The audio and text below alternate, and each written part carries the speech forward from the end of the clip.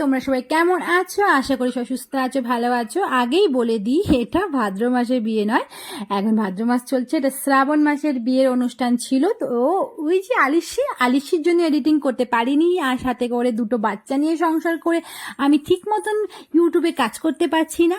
হ্যাঁ, এখন তো আমাদের পাশেই বিয়ের বাড়ি ছিল, তো গেছিলাম বিয়ের অনুষ্ঠানে। আশা করি এই চ্যানেলটা খুব তাড়াতাড়ি আবার ডেলি ব্লগ দিব, অ্যাক্টিভ থাকবো। এখন লাড্ডুটা একটু বড় হয়েছে, আস্তে আস্তে এই চ্যানেলে মানে ভালো মতনই কাজ করা চালু করব আশা করি। তো অনেকটা আমার ক্ষতি হয়ে গেছে এই চ্যানেলটাতে কাজ না করে করে। তো এখন দেখো লাড্ডু এখানে একটু দুষ্টুমি করছিল, তো আমি সব চারিদিকটা ঘুরিয়ে দেখাচ্ছি।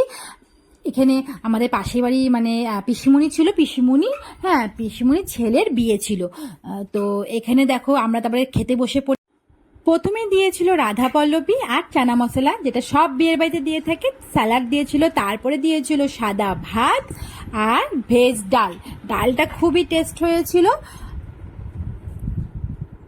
আর দেখো পনিরও ছিল ডালের মধ্যে, তারপর গাজর, বিনস, আর সাথে করে চিপস, আলু চিপস দিয়ে, আর এইভাবে মেখে খেতে কিন্তু সেই টেস্ট লাগে। আর সাইডে যে ভয়েসটা পাচ্ছ সেটা হলো অবশ্যই লাড্ডুর।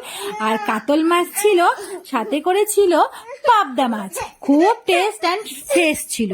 তারপরে ফ্রাইড রাইস আর ছিল মাটন কষা, যেটা খুবই টেস্টি ছিল। আর আমি খাওয়া শেষই করতে পারছিলাম না, দিয়ে যাচ্ছিল চাটনি। আর এদিকে হলো মিষ্টি ছিল দু ধরনের, আইস